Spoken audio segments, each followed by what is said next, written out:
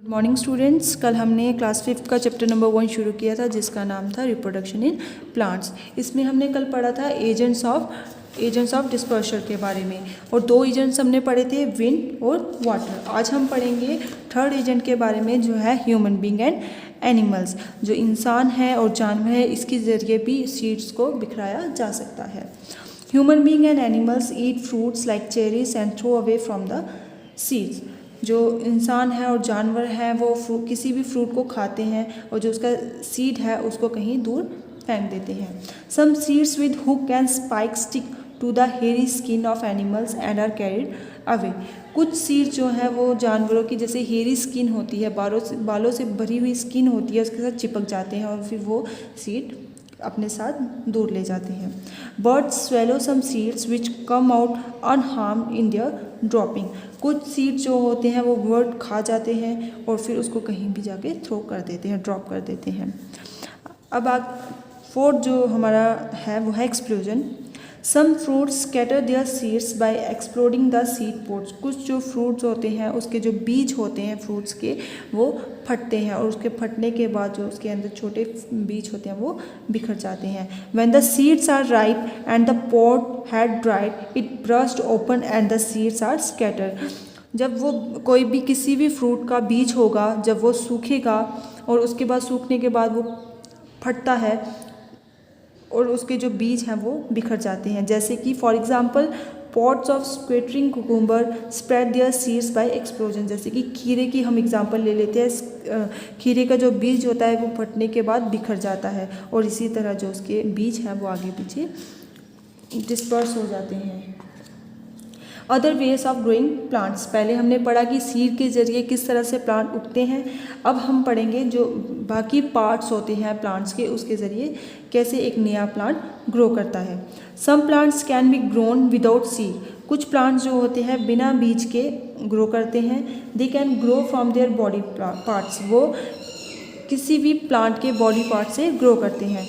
Growing plants from their body parts such as root stem और leaves is called vegetative propagation. जो plants के जैसे body parts होते हैं जैसे रूट स्टेम लीव्स, इनके ज़रिए जो एक नया प्लांट ग्रो करता है उसको हम बोलते हैं वेजिटेटिव प्रोपगेशन। अब पहले हम पढ़ेंगे फ्रॉम रूट्स की रूट्स के ज़रिए कैसे एक न्यू प्लांट जो है ग्रो करता है। Carrot and sweet potato can grow into new plants from their roots. Carrot और स्वीट पोटैटो जो है ये रूट के ज़रिए एक नए प्लांट में ग्रो करते हैं।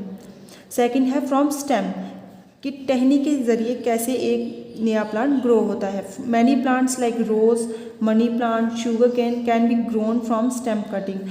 बहुत सारे प्लांट्स हैं जैसे कि rose, money plant, sugar cane, ये प्लांट ऐसे प्लांट हैं जो कि स्टेम के ज़रिए उगाए जाते हैं। फ्रॉम लीव्स पत्तों से। अब हम पढ़ेंगे कि पत्तों के ज़रिए किस तरह से एक नया प्लांट जो है ग्रो करता है। Some leaves like bryophyllum grow new plants on its edge. जैसे कि ये इस पिक्चर में एक प्लांट दिखाया हुआ है हमें ब्रोफिलम, ये उसकी पिक्चर है।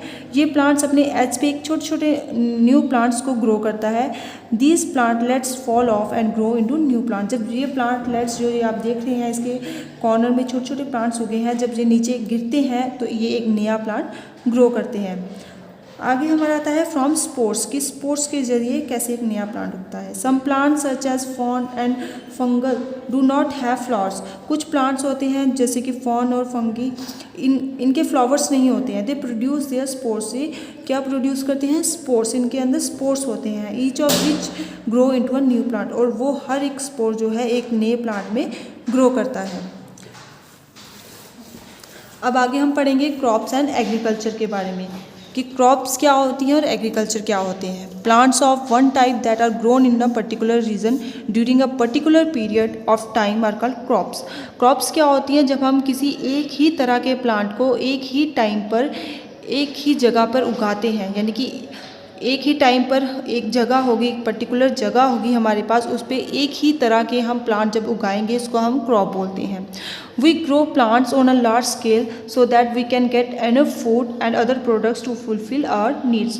हम प्लांट्स को उगाते हैं, ज़्यादा मात्रा में हम प्लांट्स को उगाते हैं, किस लिए? अपने जो हमारे खाने की जो हमें फूड की ज़रूरत है या कोई और प्रोडक्ट की ज़रूरत है उसको पूरा करने के लिए जब हम किसी प्लांट को ज़्यादा मात्रा में उगाते हैं this practice of growing plants on a large scale for food और other products is called agriculture. जब इसी प्लांट्स को हम ज़्यादा मात्रा में उगाते हैं उसको हम बोलते हैं एग्रीकल्चर। तो बच्चों ये था हमारा रिप्रोडक्शन ऑफ प्लांट्स। अब ये चैप्टर हमारा यहीं पर ख़त्म होता है। इसके जितने भी क्वेश्चन आंसर्स होंगे वो मैं आपको कल सेंड कर दूँगी। Thank you.